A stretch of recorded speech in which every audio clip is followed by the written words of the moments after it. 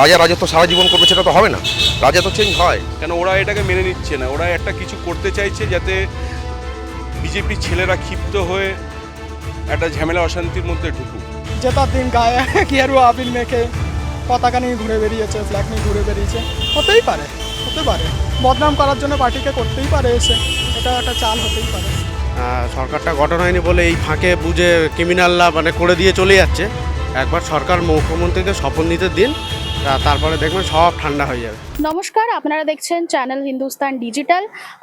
গতকাল রাতে যে মর্মান্তিক ঘটনাটি ঘটেছে মধ্যম গ্রামে, সেটি নিয়ে শোরগোল পড়েছে গোটা রাজ্যে। অর্থাৎ শুভেন্দু অধিকারীর যে আত্মসহায়ক ছিলেন চন্দ্রনাথ রথ, তাকে মধ্যম গ্রামের রাস্তায় গুলিবিদ্ধ করে খুন করা হয়েছে কাল রাতেই।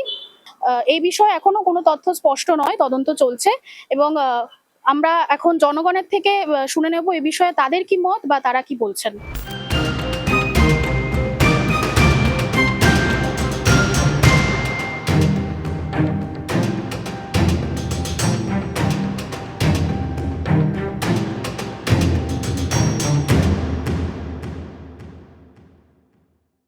বিরোধী দলের কাজ হতে পারে, আর একটা জিনিসও হতে পারে যে যেইটা হচ্ছে বিজেপি বলছে যে তৃণমূল কর্মীদের গায়ে হাত দেওয়া হবে না, এইটা বিজেপি কর্মীদের উত্তপ্ত করার জন্য হতে পারে।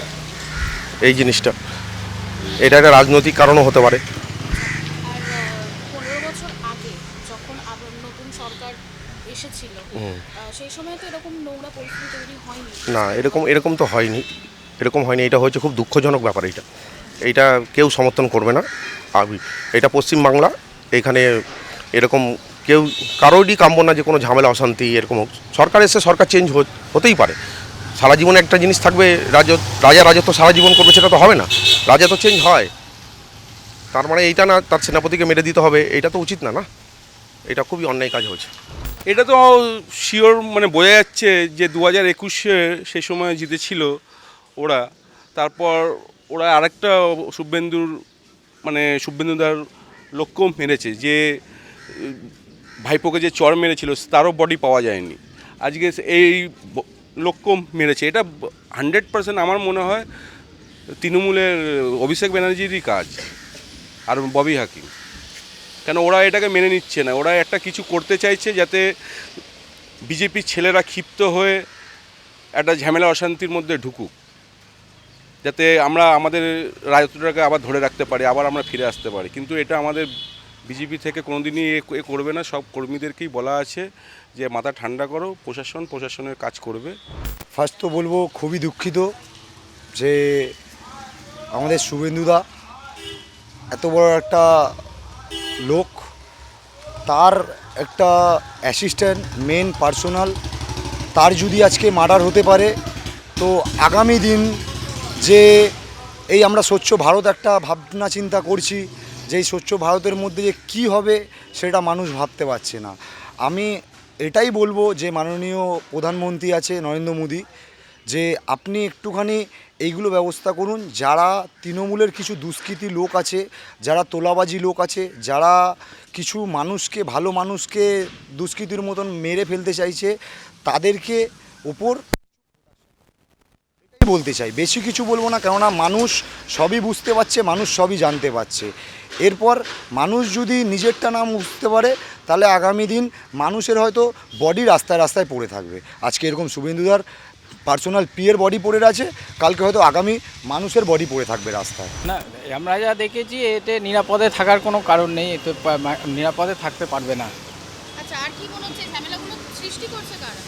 ঝামেলাগুলো সৃষ্টি তো বোঝাই যাচ্ছে, আপনারা তো দেখতেই পাচ্ছেন যে কী অবস্থা।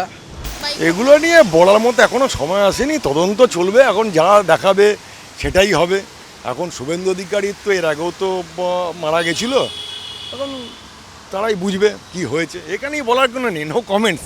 নিশ্চয়ই কোনো বিজেপির লোক করেনি, ডেফিনেটলি করেনি। নিজেদের লোককে তো কেউ মারবে না। তো আর গুন্ডারা কারা পোষে তো আমরা মোটামুটি জানি, এতদিন তো দেখে এসছি।